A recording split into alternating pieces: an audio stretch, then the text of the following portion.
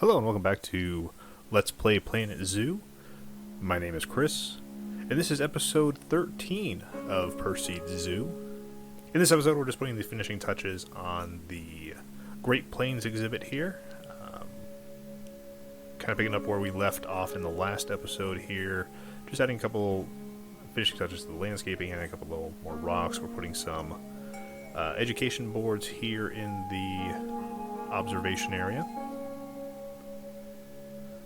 so that people can learn about our bison and pronghorn antelopes.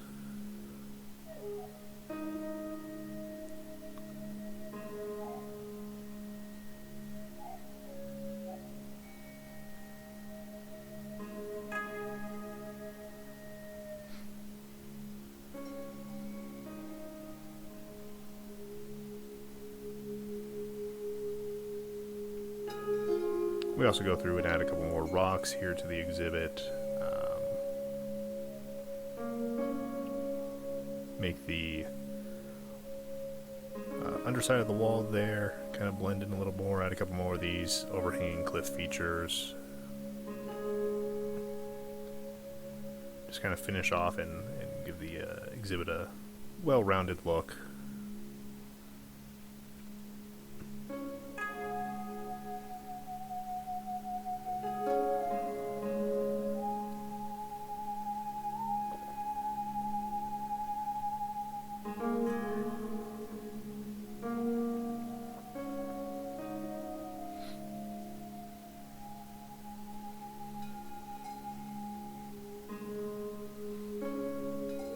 Just kind of adding a few more rocky outcroppings here.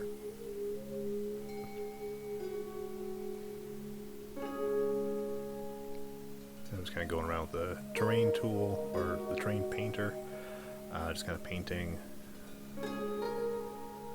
the exhibit here, adding a little bit more dirt,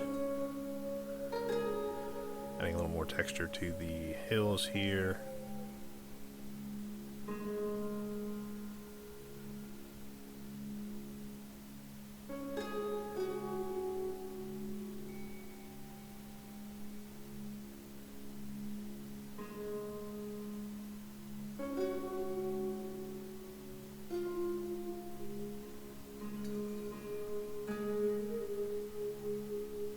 Really just kind of going around filling in some bare spots here.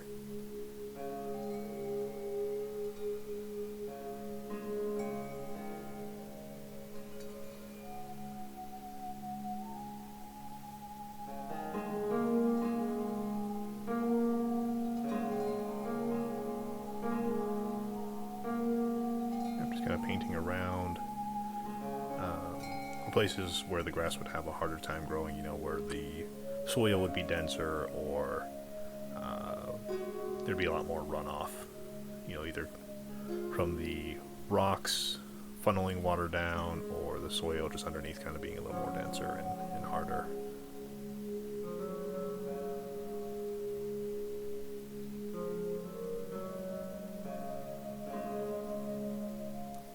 Also going around here, painting some like cattle trails, you know, places where the animals would be walking, you know, kind of giving it a little bit more texture and depth here.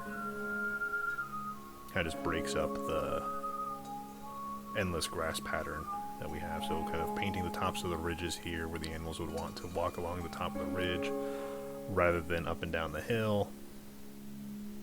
Painting where there's feeders, so it makes it look like the animals are walking towards the feeders. Kind of painting the paths of least resistance here.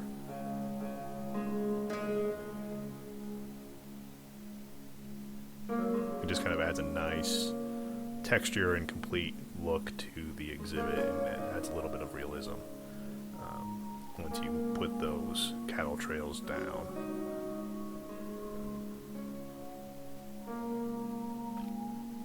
Now just kind of repainting them with a 50% brush. This kind of just softens the texture a little bit more, so it's not a hard cut off, you know, here's the grass and now there's dirt. You know, it makes it look like these ones are maybe a little bit less used, so they're a little bit more blended in with the grass. You know, the grass is trying to grow back. It's not one that's been just kind of trampled under.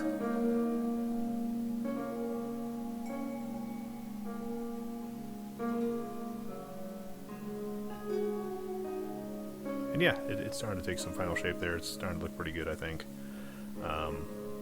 In the enclosure.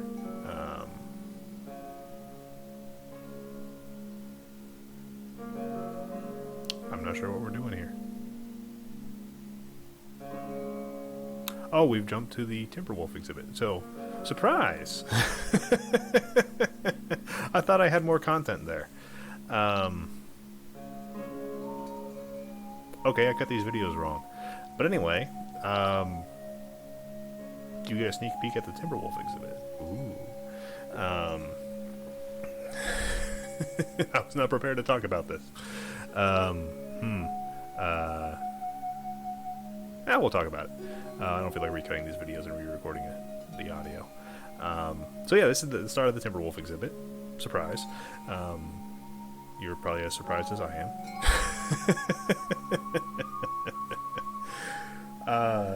So I wanted the Timberwolves kind of in the mountains again.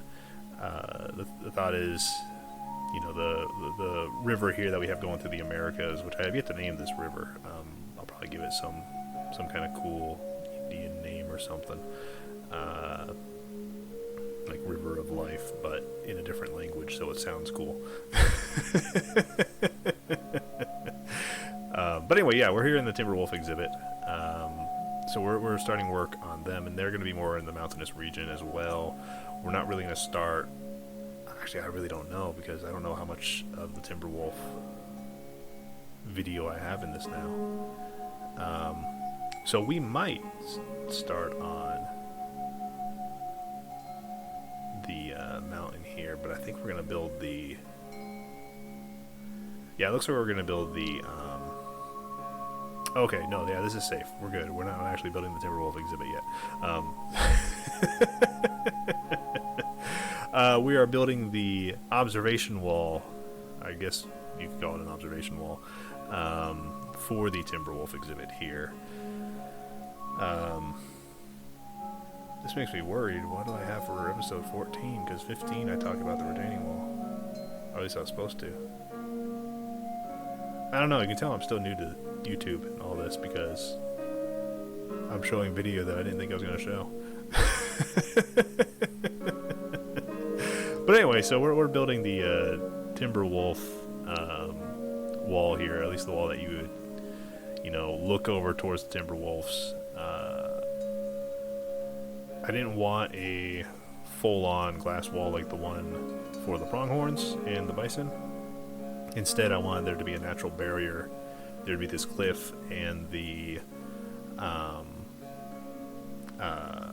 water here in this wall so that the animals cannot get out, but at the same time, you're not looking through a pane of glass, you're just kind of looking over a wall. I kind of try to design these exhibits. I do a lot of photography, and I go to my zoo a lot and take a lot of pictures, and the exhibits I find myself hanging out next to and taking pictures are the ones that I'm not having to shoot through a fence or have to shoot through glass. So anytime I can do that and still have the feeling that you're close to the animals, I'm going to try to do. So again, that's why this one is rather low, even though there's a potentially dangerous predator over on the other side of that wall. I wanted it so that you could not have anything between you and the animal, except for the air in front of you. So that's kind of why I'm building it this way. I'm patterning the wall in, with these, I think they're called the thin planks. Eventually I'll go through and recolor them, but I kind of wanted to have, again, some more texture, some more interesting feature to the wall rather than just a flat wall that goes all the way around. I'm kind of offsetting them a little bit. You can see like a couple of the ones on the right there are kind of shooting off.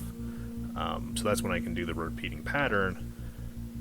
These pieces will eventually interlock in a way.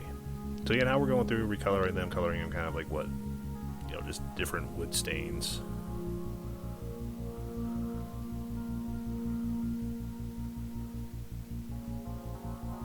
just kind of playing around in that kind of red zone. No, this is not football. We're not talking about that red zone. The red color palette there would probably have been a better way of saying that.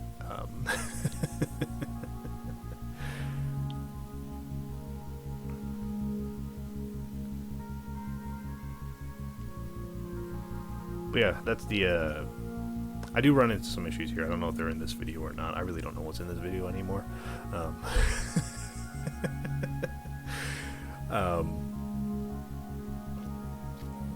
But I do run into some issues with this wall design and kind of where I placed it, or where I placed the path in relationship to the water here. So I do run into some issues that I do have to fix later on. I do have to fix some off screen, but the design here it stays throughout, so I'm not too worried about showing this. And again, it's just kind of just give it a little bit of pattern, a little bit of texture. In hindsight, I probably should have split it from the rock wall just for ease of building, especially later on. But hey, that's hindsight. It's 2020, right? Hey, it is 2020. Look at that. That's going to be the joke of the year. Oh God, I hope not. But anyway, yeah, I should have split this away from the rock wall, because every time I go to try to select these wood pieces, I end up selecting rock, and a lot of the rock is buried underneath the terrain here, so it made it difficult to sometimes select and then unselect the rock and select the wood, but it all worked out in the end. So, but if you're doing this, I would recommend, you know, splitting them out rather than having them all in the same. I don't know what we call this. Oh, scenery group. That's what it's called, scenery groups. Yeah, I'm just kind of changing the colors here, just on a couple of them, so just to hide the repeating pattern a little better. So that even though the pattern repeats, the stain doesn't, so it's going to make it harder for you, or you know, when someone looks at this, to detect the actual pattern that we just copied and pasted.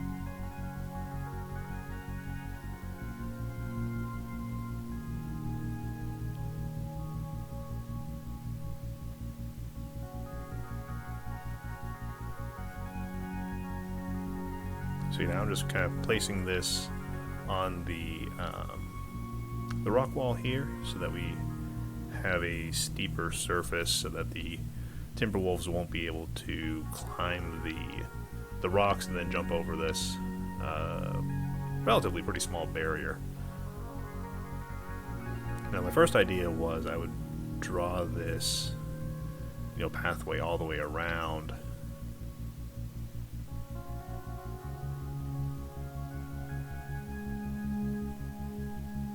But ended up not really liking that idea, and instead did something worse.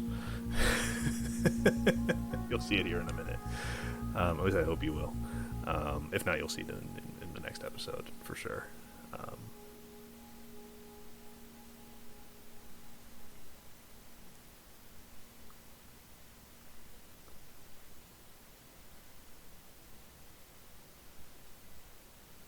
But yeah, I just had the idea of creating this platform that would swing all the way around. Since the path was not entirely all the way up to the water, I wanted to create the illusion that you could still kind of walk up there and look at the animal, or the animals in this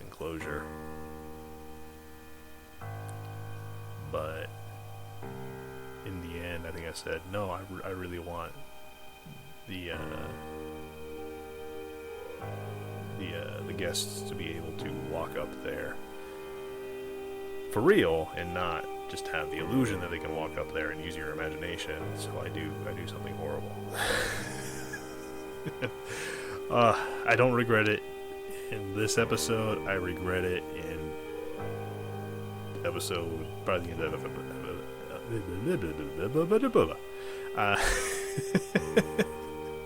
yes, you understood that perfectly, I'm sure. Here it is, the horror. I regret it in episode like 14 and a half.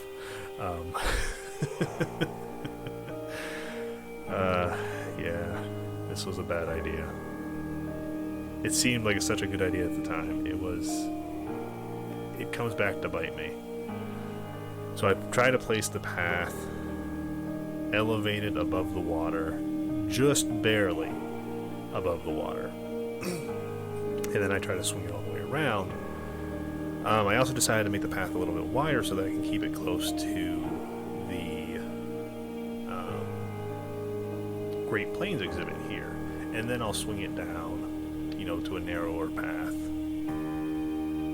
Which, I mean, doesn't look terrible. It looks bad, I know. It looks really bad. This was such a bad idea.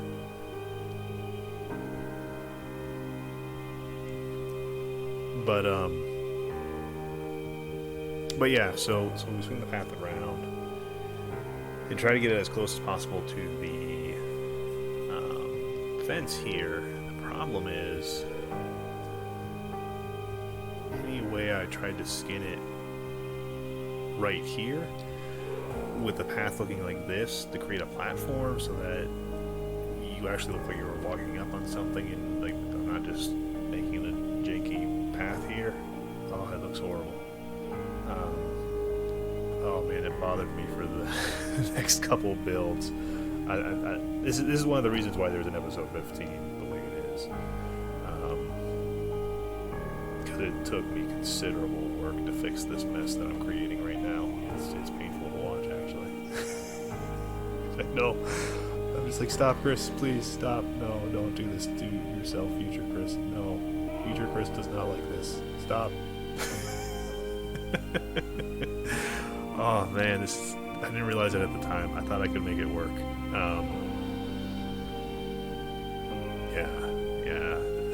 It just keeps getting worse.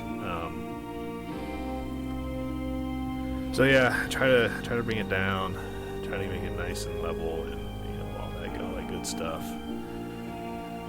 And it doesn't line up right, and I can't get over that curb.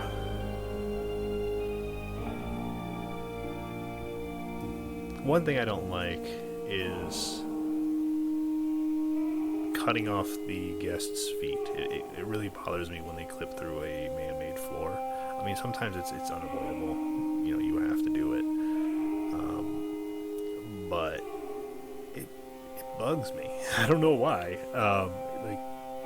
They're walking on. It breaks the illusion. Let's say it. Let's put it that way. It breaks the illusion when you see all the guests walking around and they're just basically walking on their shins because you cut off their feet.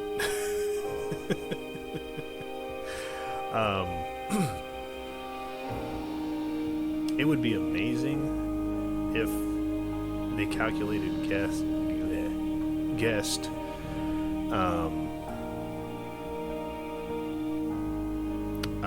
pathfinding the same way they do animals. I mean, that would probably be a huge strain on computers, though.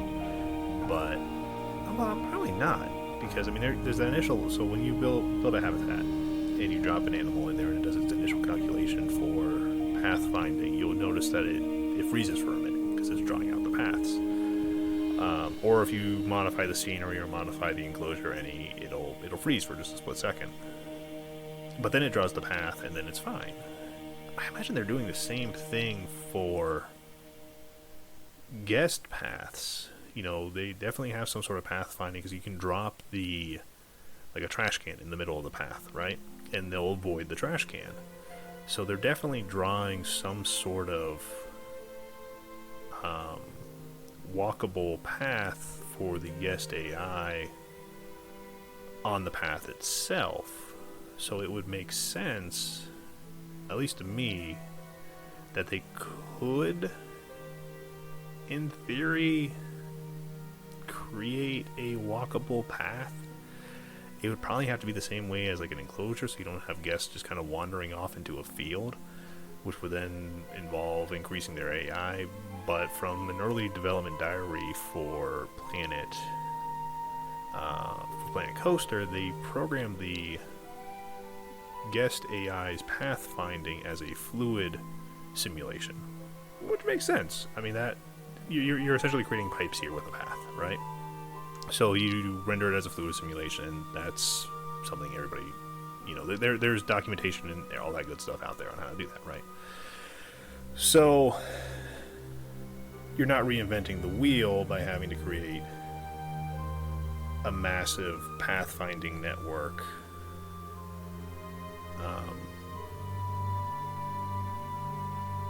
where the guests can wander anywhere in the universe. You know, then the universe being, you know, the boundary of your park. So yeah, I don't think that'll ever happen. That we get rid of paths and they just walk wherever they want.